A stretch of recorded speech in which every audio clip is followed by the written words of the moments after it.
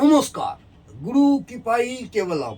আজকের আলোচ্য বিষয় নিজ মনোবৃত্তি যোগ।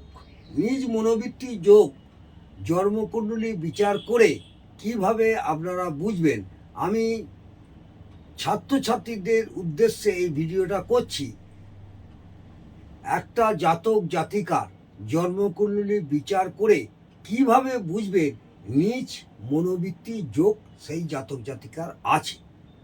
জন্মকুণ্ডলীতে অষ্টম ভাবে যদি, মন দিয়ে শুনুন, জন্মকুণ্ডলীতে অষ্টম ভাবে যদি একের অধিক পাপ গ্রহ থাকে।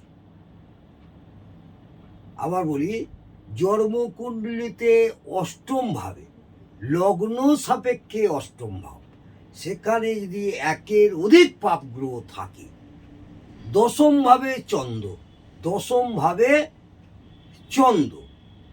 দ্বিতীয় ভাবে অথবা পঞ্চম ভাবে শনি থাকে, সেক্ষেত্রে নিজ মনোবৃত্তি যোগ হয়। বোঝা গেল? এখানে আমি আপনাদের উদাহরণস্বরূপ বোঝাচ্ছি। ধরুন মীন লগ্নের অষ্টম ভাব তুলা রাশিতে পড়বে। এই তুলা রাশিতে পাপ গ্রহ যদি রাহু এবং ষষ্ঠপতি নিচস্থ রবি, বোঝা গেল? ভালো করে বুঝুন। আমি এখানে আপনাদের বোঝাবার সুবিধার জন্য একটা উদাহরণস্বরূপ জানাচ্ছি। মীন লগ্নের অষ্টম ভাব কোথায় পড়বে? গণে দেখবেন, মীন লগ্নের অষ্টম ভাব পড়বে তুলা রাশিতে। এই তুলা রাশিতে পাপ গ্রহ রাহু থাকতে হবে। ষষ্ঠপতি নিচস্থ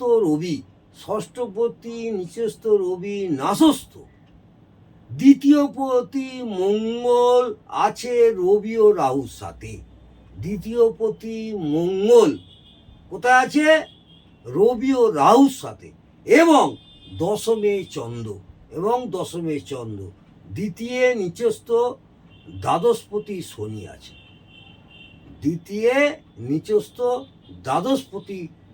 থাকতে হবে।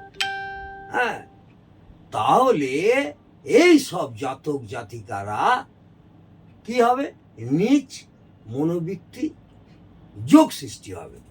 জন্মকুণ্ডলীতে এই যোগ থাকলে, কোনো জাতক জাতিকার জন্মকুণ্ডলীতে এই যোগ যদি থাকে, নিজ মনোবৃত্তির সঙ্গে যুক্ত থাকে, অনেক সময় ইচ্ছা না থাকলেও পরিস্থিতির চাপে পড়ে নিজ মনোবৃত্তির সঙ্গে যুক্ত হয়ে পড়ে। আজকে এই পর্যন্ত। বোঝা গেল? ভালো করে ভিডিওটা শুনবেন, শুনে বিচার বিশ্লেষণ করে কোনো জাতক জাতিকার প্রেডিকশন করবেন। আশা করব আপনাদের বিচার করতে অনেকটাই সুবিধে হবে। যদি ভালো লাগে অবশ্যই কমেন্টে জানাবেন। আজকে এই পর্যন্ত। নমস্কার, ভালো থাকুন, সপরিবারে সুস্থ থাকুন। জয় মাতা।